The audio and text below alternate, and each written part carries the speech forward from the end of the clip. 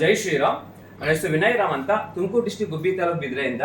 ನಾವೊಂದು ಅಯೋಧ್ಯೆ ರಾಮದ ಮಾದರಿಯನ್ನ 108 ಕಡೆ ಪ್ರದರ್ಶನ ಮಾಡೋ ಒಂದು ಭೀಷ್ಮ ಪ್ರತಿಜ್ಞೆ ಮಾಡಿದ್ದು 2022ನೇ ಇಸ್ವಿಯಿಂದ ನಿರಂತರ ಪಯಣ. ನಿರಂತರ ಅಂದ್ರೆ ನಾವು ಮನೆಗೆ ಹೋಗಿಲ್ಲ. 2022 ಮನ ಬಿಟ್ಟಿದ್ದು. ಒಂದು ಪ್ರದರ್ಶನ ಆಗಿದ ತಕ್ಷಣ ಇಷ್ಟು ಪ್ರದರ್ಶನ ಹೋಗಲೇಬೇಕು. ಮಿನಿಮಮ್ 7 ದಿನ ಪ್ರದರ್ಶನ ಮಾಡ್ತೀವಿ, ಮ್ಯಾಕ್ಸಿಮಮ್ 48 ದಿನ ಪ್ರದರ್ಶನ ಮಾಡ್ತೀವಿ. ಈಗ ಕರ್ನಾಟಕದಲ್ಲಿ 18 ಜಿಲ್ಲೆ ಕಂಪ್ಲೀಟ್ ಮಾಡಿದೀವಿ. ಈಗ ಗೋವಾಗೆ 2ನೇ ರಾಜ್ಯದಲ್ಲಿ ಮೊದಲನೇ ಪ್ರದರ್ಶನ ಬರ್ತಾ ಇದೀವಿ. ಇದು ಮಾಡೋ ಉದ್ದೇಶ ಬಂದ್ಬಿಟ್ಟು ರಾಮನ ಅವತಾರ ತ್ರೇತಾಯುಗದಲ್ಲಿ ಏನಕ್ಕಾಗಿತ್ತು ಅಂದ್ರೆ ಧರ್ಮ, ಶಿಕ್ಷಣ ಮತ್ತೆ ಆತ್ಮಜ್ಞಾನದ ಉಪದೇಶಕ್ಕೋಸ್ಕರ ರಾಮನ ಅವತಾರ ಆಗಿರುತ್ತೆ. ಅದಿದೆ ರಾಮನ ಆದರ್ಶ ಗುಣಗಳು ಯಾವುದೇ ಜಾತಿಗೆ, ಧರ್ಮಕ್ಕೆ, ಪಕ್ಷಕ್ಕೆ ಸೀಮಿತ ಅಲ್ಲ. ರಾಮ ಬಂದು ಸೂರ್ಯ ವಂಶದವನು. ಸೂರ್ಯ ಸರ್ವರಿಗೂ ಯಾವ ತರ ಬೆಳಕು ಕೊಡ್ತಾರೆ, ರಾಮನ ಆದರ್ಶ ಗುಣಗಳು ಸರ್ವರಿಗೂ ಬೇಕಾದ ಉದ್ದೇಶ ಇಟ್ಕೊಂಡು ರಾಜ್ಯ ಪ್ರವಾಸ ಬರ್ತಾ ಇದೀನಿ.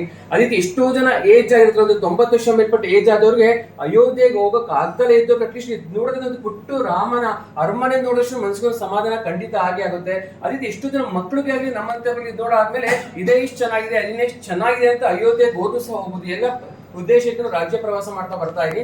ಅಯೋಧ್ಯೆಯಲ್ಲಿ ನಮಗೆ 3 ಮಹಡಿಗಳು ಬರುತ್ತೆ ನೋಡಿ. ನೆಲ ಮಹಡಿ, 1ನೇ ಮಹಡಿ, 2ನೇ ಮಹಡಿ ಅಂತ ಬರುತ್ತೆ. ಈಗ ನೆಲ ಮಹಡಿ ಬಾಲರಾಮ ಪ್ರತಿಷ್ಠಾಪನೆಗೆ ಕರೆಕ್ಟಾಗಿ 1.5 ವರ್ಷ ಆಗಿದೆ. ಆ ಬಾಲರಾಮನ ಮುಂಭಾಗದಲ್ಲಿ ಲಕ್ಷ್ಮಣ, ಭರತ, ಶತ್ರುಘ್ನರು ಸಹ ಇದ್ದಾರೆ.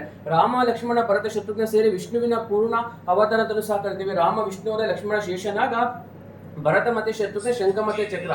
ವಿಷ್ಣುವಿನ ಪೂರ್ಣ ಅವತಾರ ತ್ರೇತಾಯುಗದಲ್ಲಿ ರಾಮ, ಲಕ್ಷ್ಮಣ, ಭರತ, ಶತ್ರುಘ್ನರಾಗಿ ಜನನಾಗಿರ್ತಾರೆ. ಅದೇ ರೀತಿ ಮೊದಲನೇ ಮಾಡಿ ರಾಮನ ಆಸ್ಥಾನ ಅಥವಾ ದರ್ಬಾರ್ ಅಂತ ಕರಿತೀವಿ. ಅಂದ್ರೆ ರಾಮ ಕಲ್ಯಾಣ ಆದ್ಮೇಲೆ ಕಲ್ಯಾಣ ರಾಮನಾಗಿ ಸೀತಾದೇವಿ ಜೊತೆ ಮೇಲೆ ಬರ್ತಾನೆ ದರ್ಬಾರ್ ಮಾಡಕ್ಕೆ. ಸೀತಾ ಸಮೇತ ಪಟ್ಟಾಭಿರಾಮ.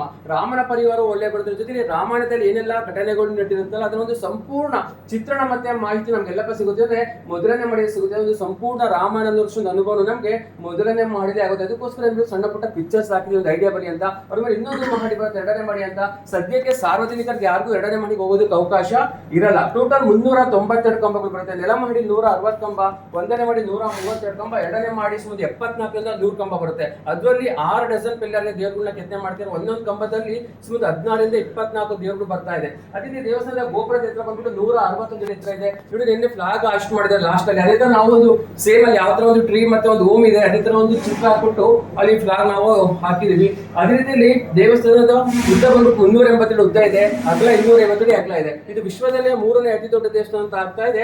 ಇದನ್ನ 1000 ವರ್ಷ ಇರಂಗೆಲ್ಲ ಕನ್ಸ್ಟ್ರಕ್ಟ್ ಮಾಡ್ತಾರೆ. ಯಾವುದೇ ಮಳೆ, ಗಾಳಿ, ಭೂಕಂಪ ಬಂದು ಸಹ ಅಲಗಾಡಬಾರ್ದು. 1000 ವರ್ಷ ರಿಪೇರಿಗೂ ಸಹ ಬರಬಾರ್ದು. ಅದೇ ರೀತಿ ಯಾವುದೇ ರೀತಿಯ ಕಬ್ಬಿಣನೂ ಸಹ ಯೂಸ್ ಮಾಡಿಲ್ಲ.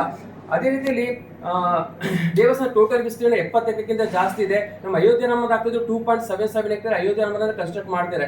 ಒಂದು ರೌಂಡ್ ಅಯೋಧ್ಯೆ ರಾಮದ ಪ್ರದಕ್ಷಿಣೆ ಬರಬೇಕು ಅಂದ್ರೆ ಸುಮಾರು 750 ಮೀಟರ್, ಸುಮಾರು 3/4 ಕಿಲೋಮೀಟರ್ ಬೇಕು ಪ್ರದಕ್ಷಿಣೆ ಬರಬೇಕು ಅಂದ್ರೆ. ನಾವು ಪ್ರದಕ್ಷಿಣೆ ಮಾಡೋ ಜಾಗಗಳು ಅಲ್ಲಲ್ಲೇ ಋಷಿಮುನಿಗಳು ಮತ್ತೆ ಪಾದಧಾರಿಗಳು ಸಹ ಪ್ರತಿಷ್ಠಾಪನೆ ಮಾಡ್ತಾರೆ. ವಾಲ್ಮೀಕಿಯವರು ಆಗಿರ್ಬೋದು, ವಸಿಷ್ಠರು, ಅಗಸ್ತ್ಯರು, ವಿಶ್ವಾಮಿತ್ರರು, ಮಾತಾ ಶಬರಿ, ಜಟಾಯು, ನಿಷಾದ ರಾಜ, ದೇವಿ ಅಹಲ್ಯ ಹಾಗೂ ಮತ್ತೆ ಗಣಪತಿ, ಹನುಮಂತ ದೇವರು, ವಿಷ್ಣು, ಶಿವ, ಮಾತೆ ಭಗವತಿ ದೇವರು, ಅನ್ನಪೂರ್ಣೇಶ್ವರಿ ಮತ್ತೆ ಸೂರ್ಯ ದೇವ. ಸೂರ್ಯ ವಂಶದ ರಾಮರಿಂದ ಸೂರ್ಯ ದೇವನು ಸಹ ಪ್ರತಿಷ್ಠಾಪನೆ ಮಾಡ್ತಾ ಇದ್ದಾರೆ. ಪ್ರತಿ ವರ್ಷ ಶ್ರೀರಾಮನವಮಿ ಟೈಮಲ್ಲಿ ಸೂರ್ಯನ ಒಂದು ಕಿರಣ ಬಾಲರಾಮನ ಹಣೆ ಮೇಲೆ ಸ್ಪರ್ಶ ಮಾಡುವುದು ಸಹ ಮಾಡಿದ್ರೆ. ಎಷ್ಟೊತ್ತು ಕರೆದ ಕರ್ಮಂತರ ಪರವಾಗಿ ಧನ್ಯವಾದ. ಜೈ ಶ್ರೀರಾಮ್. ರಾಮಾಯ ರಾಮಭದ್ರಾಯ ರಾಮಚಂದ್ರ